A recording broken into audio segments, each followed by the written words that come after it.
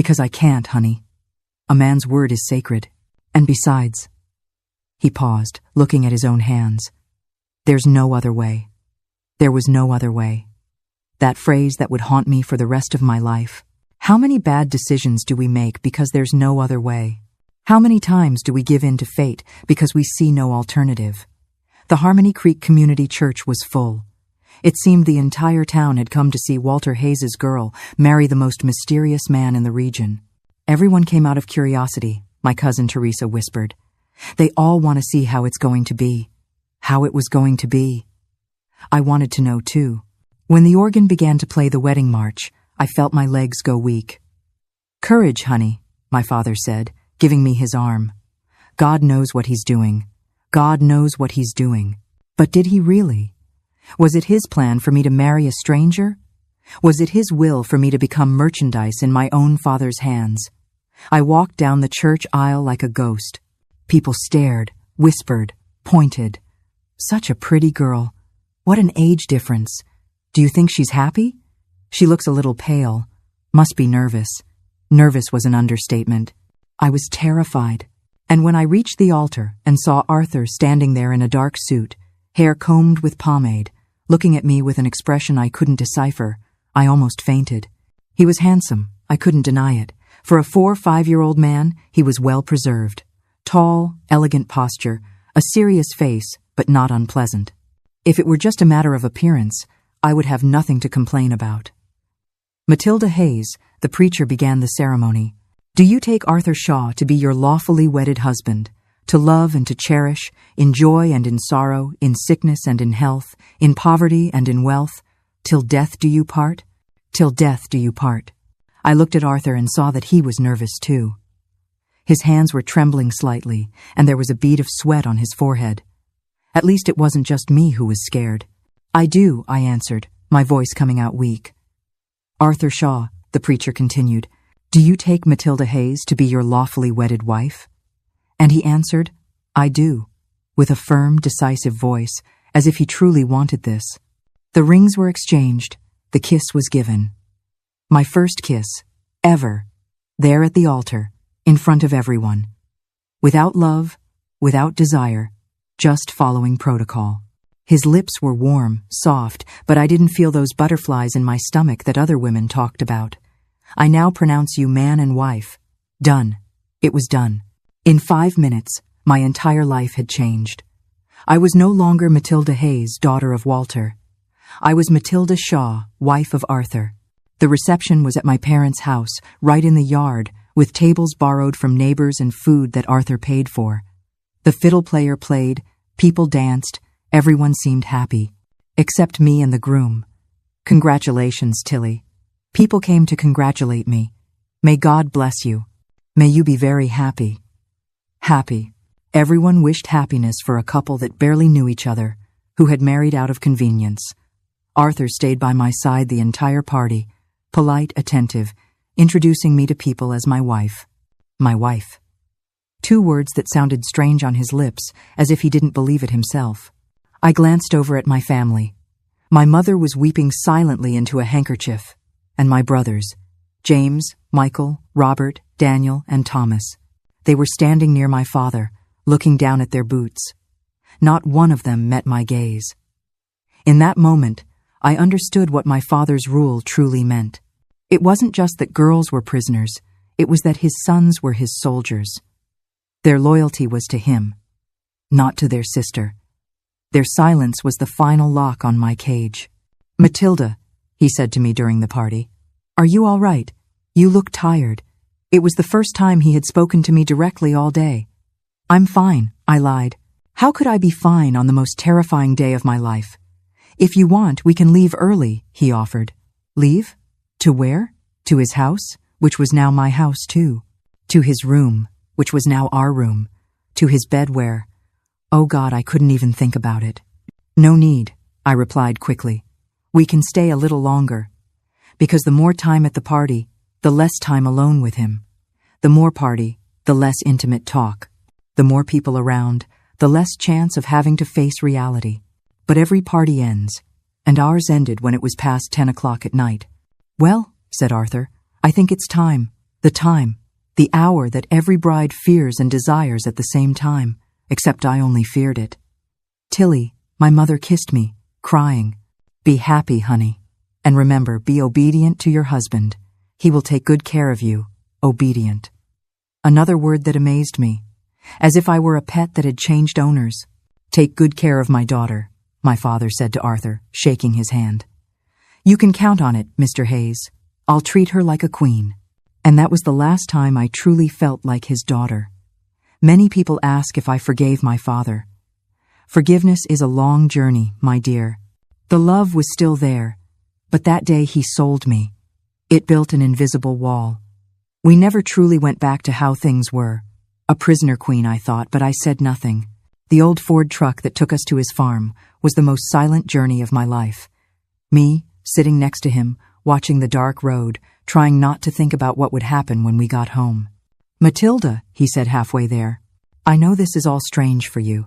Strange was an understatement. "But I want you to know that I'm going to do everything to make you feel comfortable in our home." Our home. As if it were mine, too, when I had never even set foot there. "Thank you," was all I managed to reply. What else could I say? That I was dying of fear? That I wanted to go back to my parents' house? That I didn't want to be anyone's wife? When we arrived at the farm, I was impressed. It really was a large, beautiful house with a garden, a wide porch, all very well kept. "Welcome to your home," Arthur said, giving me his hand to help me down from the truck.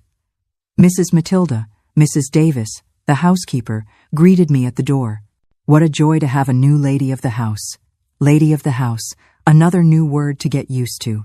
At 20, I had become the lady of a house I didn't even know. Mrs. Davis prepared the room, Arthur said, and I felt my heart race. The room. The moment I feared most was arriving. "If you want to take a look around the house first." "No," I replied too quickly. "I'm tired. Better to go to sleep." Sleep. As if that were all that was going to happen in the room. As if it weren't our wedding night. The night I was going to stop being a girl and become a woman. The night all of life's mysteries were going to be revealed. "Well," Arthur said, stopping at the bedroom door. "This is our room now. Our room. A large, comfortable, king-sized bed of dark wood. A mirror. Everything very nice. But all I saw was the bed. That bed where? "Matilda," he said, and there was something different in his voice. Something that sounded like fear. "I need to talk to you before we go to bed." "Talk about what?" "About how it was going to be. About what he expected of me." "You can speak," I said, my voice trembling. And it was then that Arthur told me the secret he had kept for almost 30 years. The secret that would change everything between us. Arthur stood in the bedroom doorway for what felt like an eternity, his hands trembling, his face pale as if he were about to faint. "Matilda," he said finally, "sit there on the bed. I need to tell you something very important." I sat on the edge of the bed, my heart pounding so hard I was sure he could hear it. "What is it?" I asked, preparing for the worst. Was he sick? Did he have something contagious? Was that why he'd never married? He walked to the window, stood with his back to me, looking at the starry sky. "Matilda," he began, his voice trembling, "you must be wondering why a man my age, never married, never had a girlfriend, always lived alone." It was true. Ever since I found out I was going to marry him, that question hadn't left my mind. "You must have your reasons," I replied, trying to sound calm. "Everyone has their reasons. Yes," he sighed. "I have my reasons, and you need to know them before we are truly husband and wife. Truly husband and wife." I felt a shiver just imagining what that meant. "Matilda." He turned to face me, and I saw tears in his eyes. "I have a problem. A problem that I'm very ashamed of. A problem. What kind of problem could a man have that would shame him so much? I was born different from other men," he continued, wiping his eyes with the back of his hand. "Different how?" I asked, curiosity overcoming my fear. "Matilda, my private parts. They're very small." Small. I didn't quite understand what he meant. In those days, a girl from a good family knew nothing about the male body, about those intimate things. Small how? I asked naively. Arthur hung his head, his hands covering his face. The size of a small child's, even smaller. That's why I never married. Never had a girlfriend. Never been with any woman.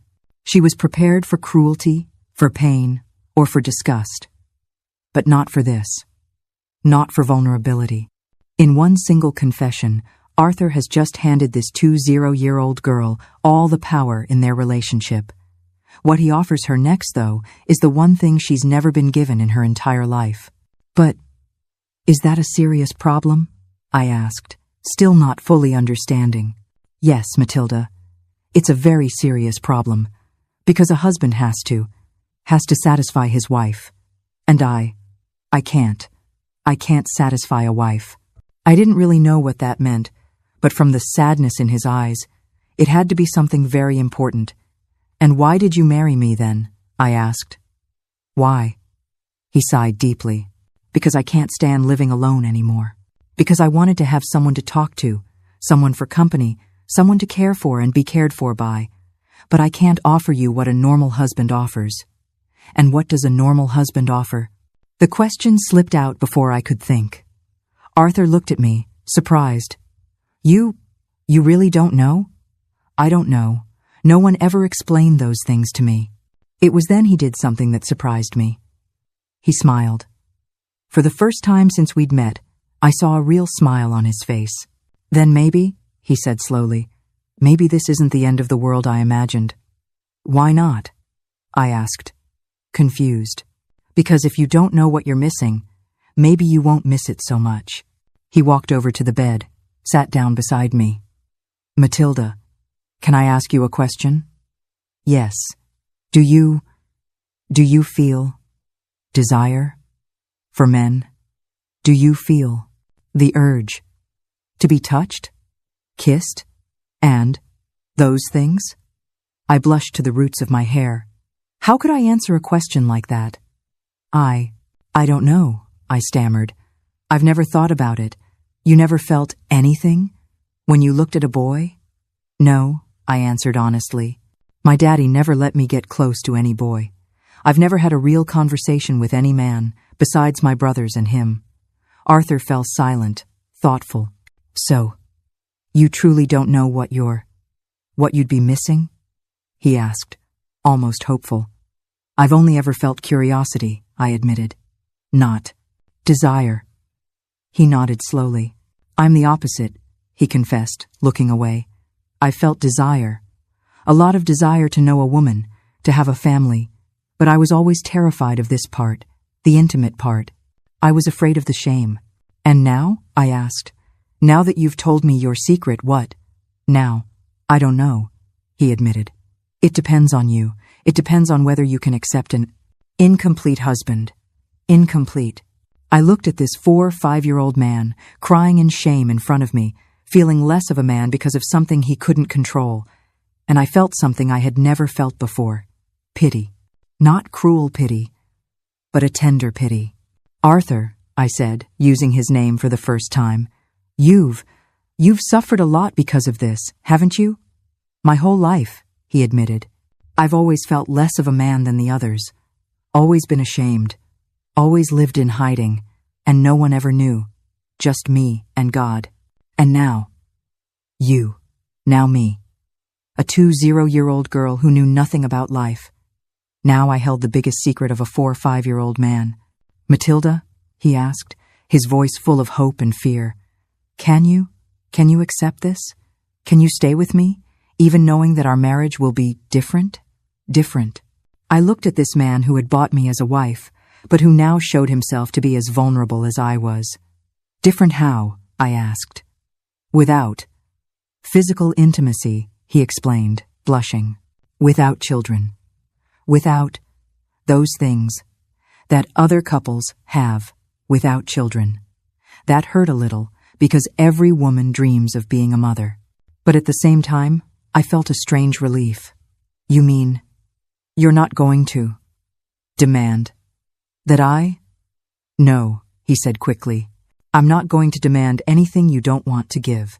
We can be partners, friends. Take care of each other, but only if you want to. Did you hear that? For the first time in her life, Matilda is being given a choice. The man who bought her is the only one who ever asked what she wanted. Her decision right here will set the course for the rest of her life. Let's see what she does with this new, terrifying freedom. Only if I wanted to. For the first time in my life, someone was asking me what I wanted. Not what my father wanted, not what was expected of me, but what I, Matilda, desired. And, if I accept? I asked.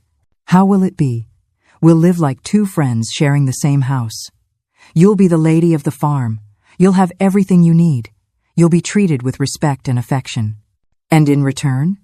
In return? He insisted. In return? Give me company. Talk to me. Have coffee with me. Help me not feel so alone in the world. Company. Was that what he wanted to buy with the $2,000? Just company. Arthur, I said slowly, can I ask you a question?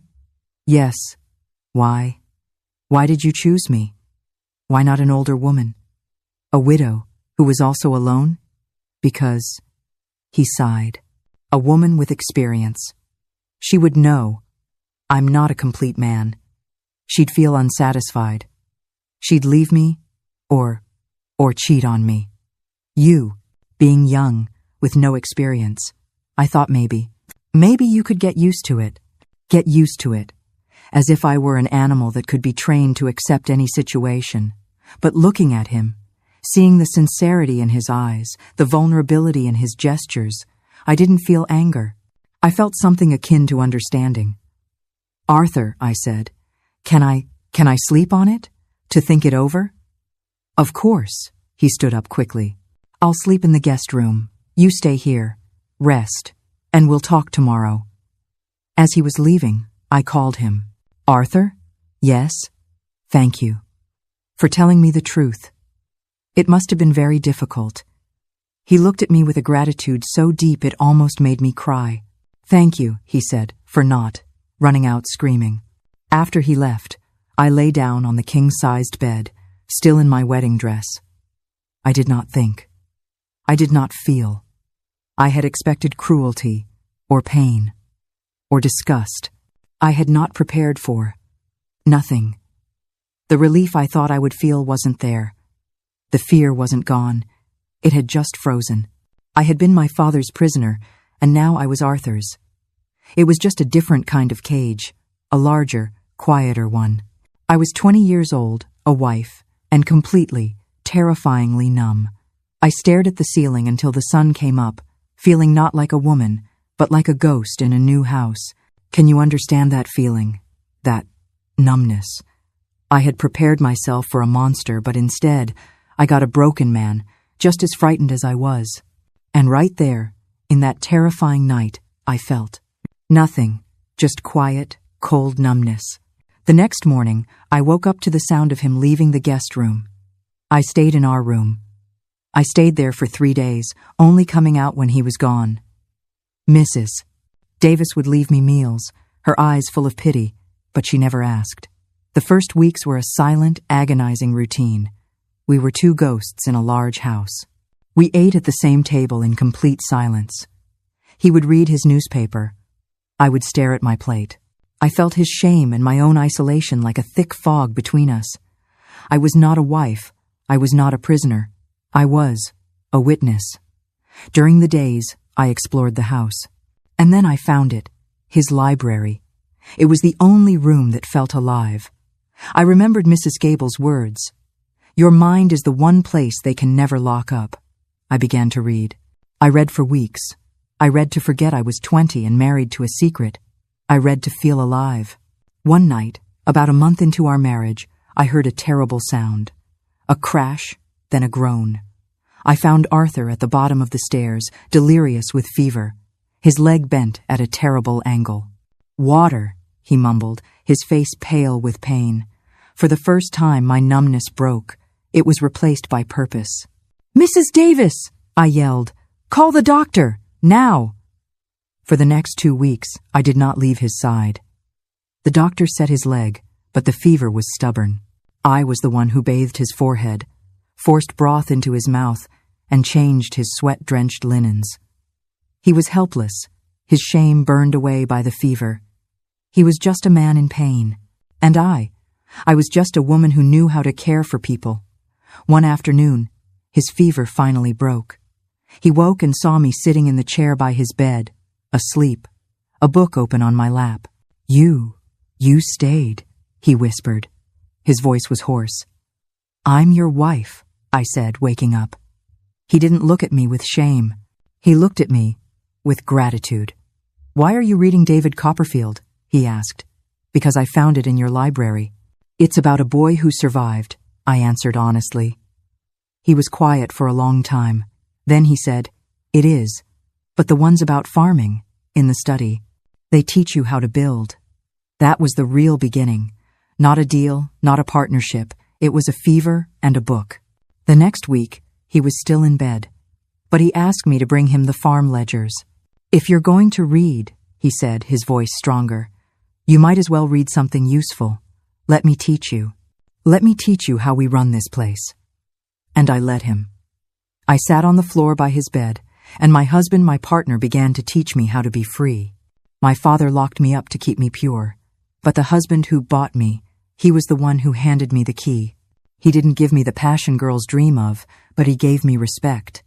He taught me how to be in charge of my own life. You see, my dears, love comes in many forms. It was a different kind of love than people expected, but it was love. Love based on respect, on understanding, on mutual acceptance. And I discovered that was stronger than any passion, that we really were going to spend our whole lives together, building something different, more solid, something people didn't understand, but that worked for us. It was after 6 months of marriage that Mrs. Davis made a comment that made me think.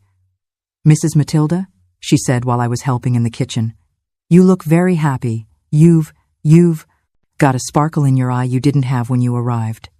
It was true. I felt useful, respected, heard. Arthur asked my opinion on everything, from the color of the new curtains to decisions about buying cattle. He treated me like a partner, not an ornament. Mrs. Davis, I asked, do you find our marriage strange? She stopped peeling potatoes and looked at me fondly. Strange? Why, honey? For being different from other couples. Child, she chuckled, every couple has their own way. The important thing is that you respect each other, take care of each other, and are happy together. And you two are? And what about children? I pressed. Don't you think something's missing? Children come in many ways, Mrs. Davis replied wisely. They don't always have to come from the mother's belly. And so, a year after our wedding, we decided to adopt our first child. It sounds all too simple, doesn't it? Of course, there was paperwork, there were difficulties, but in those days, Arthur was a man of standing. He was wealthy and respected. And perhaps God, in His mercy, also knew that. We needed those children just as much as they needed us. We drove to an orphanage in Nashville.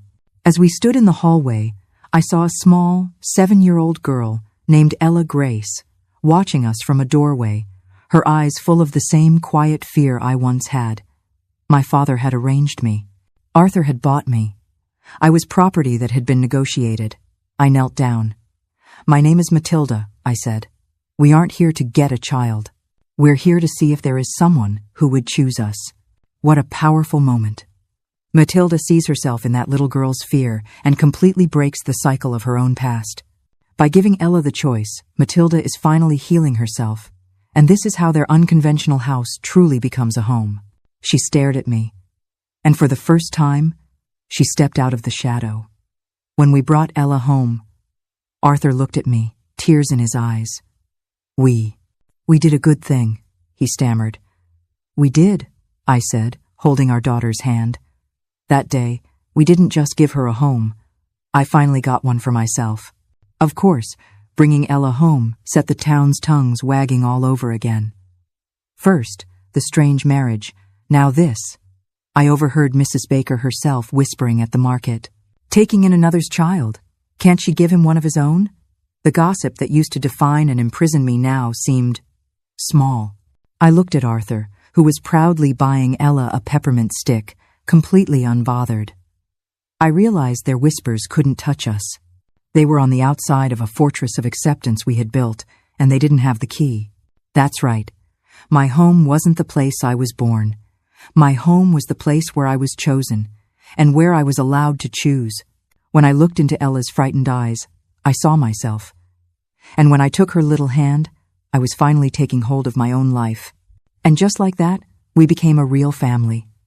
"Arthur," I said one night, after putting Ella to bed. "Thank you. Thank you. For what?" "For showing me that love has many forms, that a family can be built in different ways." "No," he replied, "thank you. For showing me that size doesn't matter. Size doesn't matter." That phrase became our motto. Arthur wasn't less of a man because of his physical problem, just as I wasn't less of a woman for not having biological children. 2 years later, we adopted 2 more children.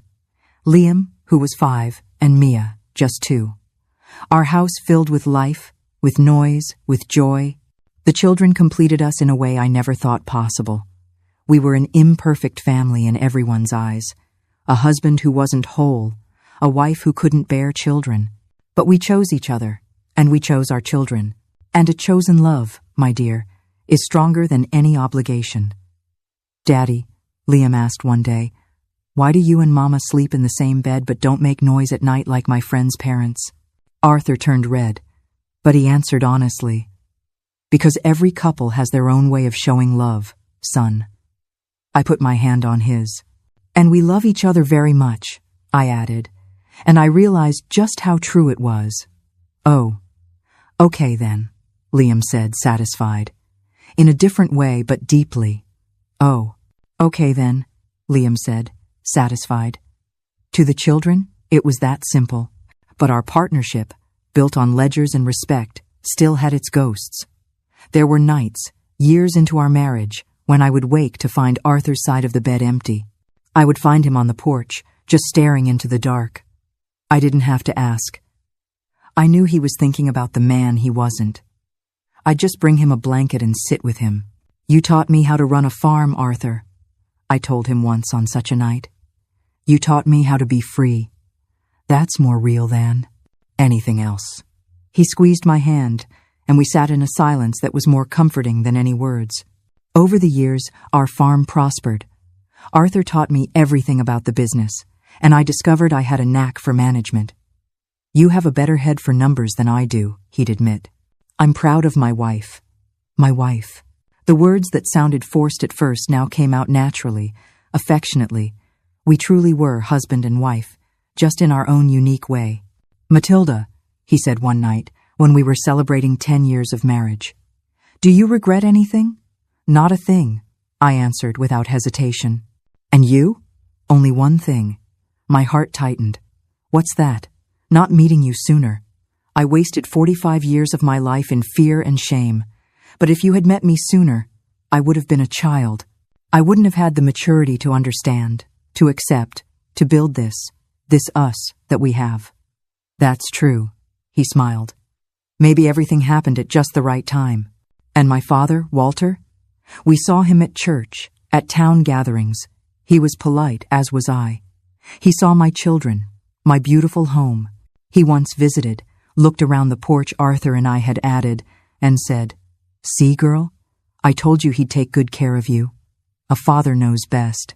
He said it with pride, as if he had engineered this happiness, not just the desperate transaction that started it. I just nodded and offered him some tea. I didn't have the words, or perhaps the will, to explain that what he saw wasn't the result of his arrangement. It was the result of a fever, a library, and a secret shared in shame. The $2,000 had bought my body, but it had not bought this life. This life we had built from the ashes of his pride. At the right time, God did know what he was doing when he brought 2 defective people together. Me, sold like merchandise, him ashamed of his own body, and he showed us that imperfection can create perfection. Our children grew up knowing the truth about our unconventional family. "You're different from other parents," Ella said when she turned 15. "But you're the best parents in the world." Why the best? I asked. Because you chose each other, and you chose us, and chosen love is stronger than obligated love. Our wise Ella, the chosen love truly was stronger. Arthur, I said in one of our nightly talks on the porch, a tradition we kept all the years of our marriage. Do you think the town ever understood our marriage? Some did, he replied. Others, to this day, think we're strange. And does that bother you? Not anymore. I learned that other people's opinions don't define who we are. We're happy. We have a beautiful family, a prosperous life. What else matters? It was true. What else mattered? We had built something solid, lasting, based on mutual respect and true love. It wasn't the love from soap operas or romance novels or a teenager's dreams. It was adult love. Mature. Real. Do you know what I learned from you? I asked. That a real man isn't measured by what he has between his legs, but by what he has in his heart. You are more of a man than any other I've ever known. And you? He replied. Taught me that a real woman isn't one who serves her husband out of obligation, but one who chooses to stay out of love. You are the strongest woman I know. Strong. Who would have thought that the frightened little girl, sold by her own father, would become a strong woman? But life teaches us in strange ways. Sometimes, what looks like weakness is actually the beginning of our strength. When we celebrated 20 years of marriage, we had a party. Not a big one like the first day, but an intimate one, with only the people who truly mattered to us. A toast, Arthur said, raising his glass. To a marriage that no one bet would work. And it worked more than just well, I completed. It worked perfectly, in our own way, in our own way. That was the key to everything. We didn't try to be like other couples. We created our own model of happiness. And so, my dear, I learned the greatest lesson of my life. Size doesn't matter, not the size of one's body, nor the size of one's dreams, nor the size of one's prejudices. What matters is the size of the heart, the size of the character, the size of the love. Arthur may not have been the husband a 20-year-old girl would dream of, but he was the partner that the woman I became needed. And I may not have been the ardent wife a 4 or 5-year-old man would desire, but I was the partner his lonely soul needed. Today, at 77, sitting here on the porch of the same farm where I arrived as a frightened bride 57 years ago, I look back and see a life that was worth living. Arthur passed away 10 years ago, in 2013, at the age of 91, sleeping peacefully in our bed, holding my hand. Matilda, were his last words. Thank you, for making my life worthwhile. Thank you, I replied, for teaching me what true love is. And he smiled, that shy smile I had learned to love, and closed his eyes forever. Our 3 adopted children grew into wonderful adults. Ella Grace became a teacher, married a good man, and gave me 5 grandchildren. Mama, she always says, I learned from you that love doesn't have fixed rules. That's why I chose my husband well. Liam became a veterinarian, following in his father's footsteps, caring for animals, and he also brought me 3 beautiful grandchildren. Dad taught me, he tells his children, that a man's strength isn't in his body, it's in his character. And Mia, my youngest, became a nurse and dedicates her life to caring for others. Mama and Daddy showed me, she always says, that caring is the purest form of loving. She married a kind doctor and brought me 3 more beautiful grandchildren. The 11 grandchildren I have know our whole story. They know that Grandpa Arthur was different, that their grandparents' marriage wasn't like the others, but that it was full of true love. Grandma, my 1 5-year-old granddaughter, asked me last week, Did you never miss, passion? Honey, I replied, passion burns bright, but fast. What I had with your grandfather was more than passion. It was understanding. It was partnership. It was a love that grows every day. But didn't you feel incomplete? She pressed. Incomplete? Why? I had a husband who respected me, children who love me, grandchildren who visit me, a prosperous life, a farm I helped build. What greater fulfillment is there than that? And it's true. When I think about the 20-year-old girl I was sold like cattle by her own father, scared, inexperienced, without a voice or a choice, and compare her to the woman I became, respected in the town, owner of one of the largest farms in the region, from a girl who was property to a woman who is respected. This is the ultimate transformation. Matilda's journey from a frightened bride to a powerful matriarch proves that the life others define for you never has to be the one you end up living. She built a legacy of love and respect from the most broken of foundations, and the final wisdom she's about to share is the very heart of this entire story. Mother of 3 admirable children, grandmother of 11 beloved grandchildren, I can only thank God. Miss Tilly, people in town tell me today, you are an example to all of us. An example of what? That it's possible to be happy even when life doesn't turn out as you planned. As if I'd had a chance to plan anything at 20. But they're right. It is possible to be happy when life takes unexpected turns. The secret is not to keep fighting the river, but to learn to navigate with the current, finding beauty even in the most turbulent waters. Grandma, another grandchild, asks me, what would you say to a girl who was going through the same situation you went through? I would tell her, I answer without hesitation, don't give up before you know the end of the story. Sometimes what seems like a tragedy at the beginning turns into a blessing in the end. Blessing. My arranged marriage was a blessing in disguise. If my father hadn't sold me out of need, if Arthur hadn't had his intimate problem, if our family hadn't been starving, maybe I would have married some normal boy my age and lived a normal life. But what is normal? Is normal the husband who beats his wife? Is normal the wife who obeys in silence? Is normal having children you can't support? Is normal living without mutual respect? If that's normal, then I'm grateful to have had an abnormal life. A life where my husband asked my opinion instead of giving orders. A life where I could choose, have a say, grow, learn. A life where love was a choice, not an obligation. Miss Tilly, a young woman from town, came to talk to me last month. I'm in a difficult situation. My parents want to marry me to a man I barely know, just because he has money and our family is in need. And how do you feel about him? I asked. Nothing. I don't even know him well. And how does he treat you? With respect. He seems to be a good person. But what? But I dreamed of a romantic love, you know. With passion, with butterflies in my stomach. Honey, I told her, butterflies in the stomach pass. Respect remains, passion fades, partnership grows. I'm not telling you to accept just any arranged marriage. There are many that are truly prisons. But if he's a good man, if he treats you well, if he gives you space to grow, sometimes it's worth a try. And if it doesn't work, then you fight for your rights, you get help, you get out of there. You are no one's property. But if it does work, you might just build something more solid than any youthful passion. I don't know if she followed my advice, but I know I planted a seed. The seed of possibility, of hope, of the idea that not every unexpected ending is an unhappy one. Mama, Ella said to me last Sunday, when the whole family was gathered for dinner, tell the younger grandkids how your marriage was. And there I went, one more time, to tell our story. Once upon a time, I began.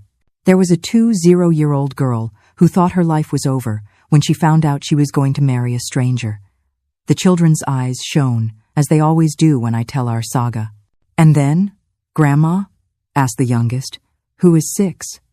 Then, my love, she discovered that sometimes God writes straight with crooked lines, that sometimes what looks like a punishment is a gift, that sometimes love arrives in a way you never expected. And did they live happily ever after? They lived happily, in their own way, which is the only way that matters. In their own way. That is the great lesson I want to leave for anyone listening. There is no set recipe for happiness. There is no right or wrong model of love. There is no standard size for fulfillment. There is respect. There is partnership. There is the courage to accept what is different, to build bridges where others see abysses, to find light where others only see darkness. One of my granddaughters asks me, "If you could go back in time, would you change anything?" "I would, yes," I answer. "I would change the unnecessary suffering I went through because of shame, because of fear of others' judgment. I would start earlier to accept that our happiness was different, but it was real." Just that? Just that. Because the rest of it, the arranged marriage, the husband with the intimate problem, the adoption of the children, the life on the farm, all of it brought me here. And here is a good place to be. Today, at 77 years old, a widow for 10 years, surrounded by children and grandchildren who love me, on a prosperous farm I helped build, in a town that respects me, with memories of a marriage that lasted 46 years of true partnership. Thank you, Arthur. I whisper every night before sleeping, for teaching me that size doesn't matter, that what's important isn't what you have, but what you are, that true love doesn't need fireworks. It just needs to be sincere, constant, and chosen, every single day. When I was 20, I had no choices. My father chose, Arthur chose. But in that bedroom on our wedding night, when he handed me his raw, unvarnished truth for the first time in my life, I truly got to choose. I chose to stay. Arthur chose honesty. And we chose to build a family from 2 lives the world considered imperfect. Now, at 77, as I watch my grandchildren run around this very farm, I realize the greatest lesson. People are always searching for the flame of love, but they forget that the thing that keeps a house warm through the long winter isn't the blazing fire, but the steady, simmering warmth of understanding and acceptance. Our marriage began as a financial transaction, but it ended as a testament. A testament that true love isn't about finding a perfect person, but about learning to love their imperfections completely. My story is just one of millions of stories of hope that need to be heard. If my journey from a sold bride to a free woman has touched your heart, please subscribe to the channel, because every week we will discover more ways that life, through its most winding and unexpected paths,